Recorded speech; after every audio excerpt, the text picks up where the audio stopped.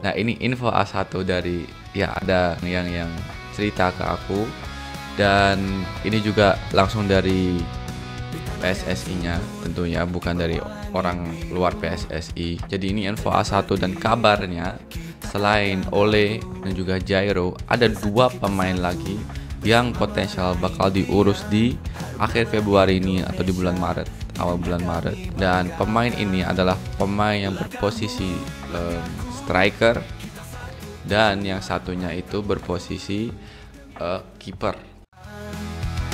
Tim menang, bangga, semangat menyala, Timnas Indonesia, kita juara. Februari PSSI proses 2 pemain keturunan posisi striker dan kiper. Setelah Ole dan Jairo selesai, ini namanya. Kabar baik dari Federasi Sepak Bola Indonesia, PSSI, setelah memproses 2 pemain keturunan, yaitu Ole Romeni dan Jairo Riedewald, PSSI di bulan Februari tambah pemain keturunan lagi. Nantinya, seusai Ole dan Jairo lakukan sumpah WNI dan disahkan menjadi WNI, PSSI langsung memproses 2 calon lagi yang berposisi sebagai striker dan kiper.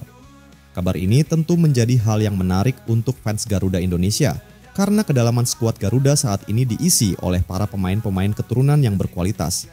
Dan bahkan para pemain keturunan ini memiliki sejumlah pengalaman yang mentereng di luar negeri. Kekuatan Timnas Indonesia jadi semakin menarik.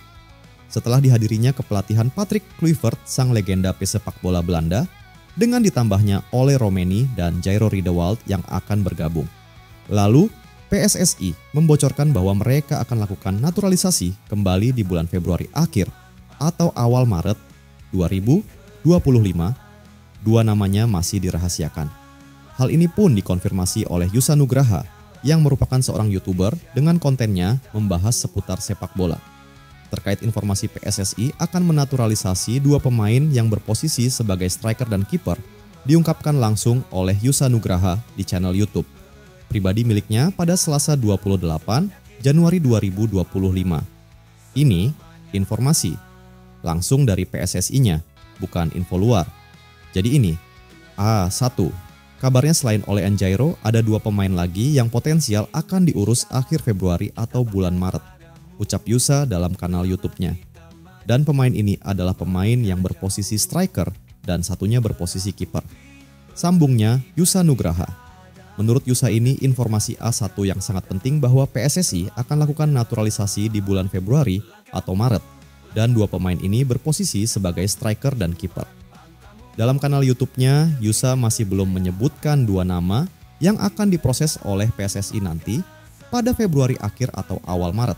Namun, sudah banyak spekulasi yang muncul terhadap informasi PSSI yang akan memproses naturalisasi pemain keturunan yang berposisi sebagai striker dan kiper.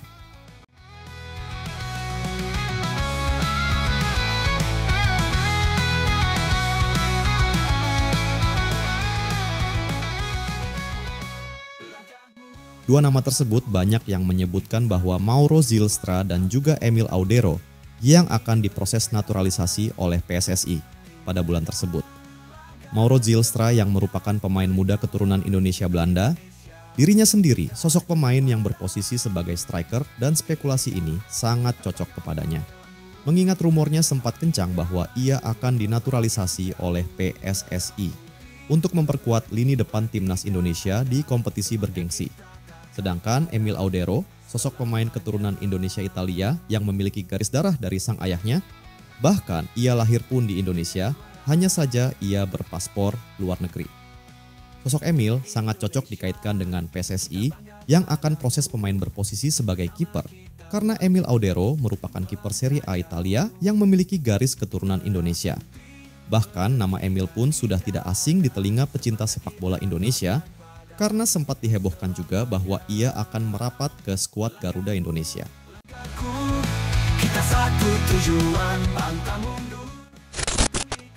Gandeng KNVB, Erick Thohir ingin Timnas Indonesia dan Liga 1 jadi yang terbaik di Asia. Ketua Umum PSSI, Erick Thohir, menggelar pertemuan resmi dengan pihak Asosiasi Sepak Bola Kerajaan Belanda, KNVB, pada Senin, 27 Januari 2025.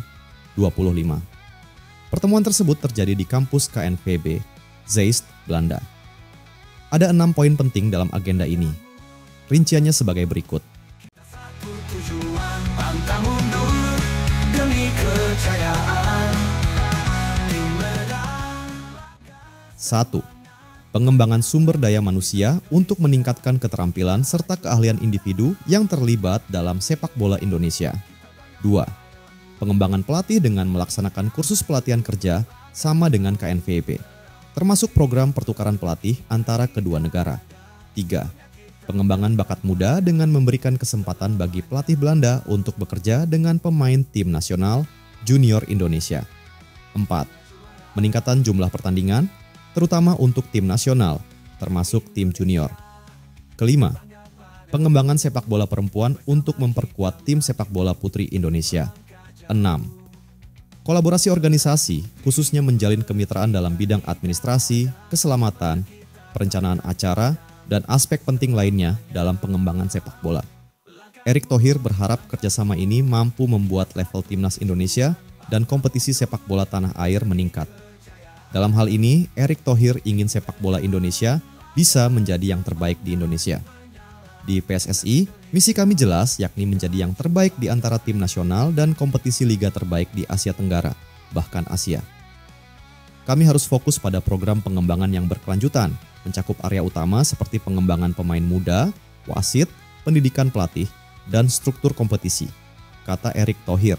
Sementara itu, Sekretaris Jenderal KNVB, Guys de Jong, menyambut baik kedatangan PSSI. Guys de Jong percaya kerjasama ini akan memberikan manfaat bagi kedua belah pihak. PSSI dan KNVB memiliki visi yang sama dalam memajukan sepak bola di berbagai aspek pengembangan. Komitmen bersama ini memperkuat kemitraan kami dan membantu kami bekerja sama untuk membawa sepak bola ke level berikutnya, ucap Guys de Jong.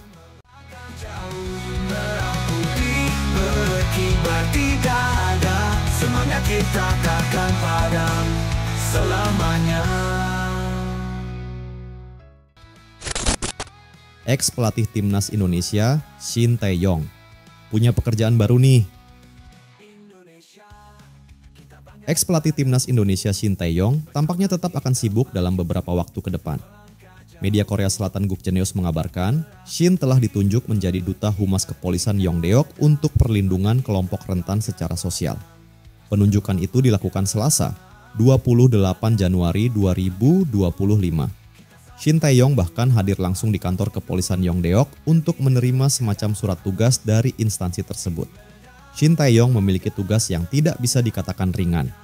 Sosok berusia 54 tahun itu harus mempromosikan perlindungan terhadap kelompok rentan, termasuk promosi soal anti kekerasan dalam rumah tangga dan perlindungan terhadap anak serta lansia. Shin Tae-yong merasa selama ini pihak kepolisian terutama di Yongdeok yang merupakan kota kelahirannya telah bekerja keras untuk menciptakan rasa aman.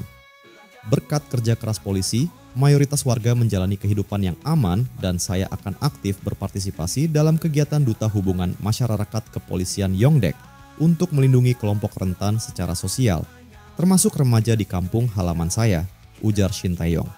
Shin Tae-yong tidak akan selamanya ikut serta menjadi Duta Humas Kepolisian Yongdeok. Sebab menurut Gukjenews, Shin hanya memiliki kesepakatan selama 2 tahun dengan instansi tersebut. Shin Tae-yong memang lahir dan besar di Yongdeok. Kota tersebut terletak sekitar 300 km dari ibu kota Korea Selatan, Seoul. Selain memiliki tanggung jawab baru di Korea Selatan, Shin Tae-yong sebenarnya juga memiliki tanggung jawab yang mirip di Indonesia. Sebab, belum lama ini Shin Tae-yong meluncurkan yayasan dan akademi pemain muda di Indonesia. Belum lama ini awak media di Indonesia sempat bertanya kepada Shin Tae-yong tentang kemungkinan akan melatih lagi setelah dipecat dari posisi pelatih kepala timnas Indonesia. Menurut Shin Tae-yong dirinya sebenarnya sudah menerima beberapa tawaran. Namun, Shin saat ini hanya ingin menepi terlebih dahulu dari sepak bola. Sudah pernah ada tawaran dari negara lain, tetapi saya ingin istirahat dulu, kata Shin Tae-yong. Indonesia, kita juara.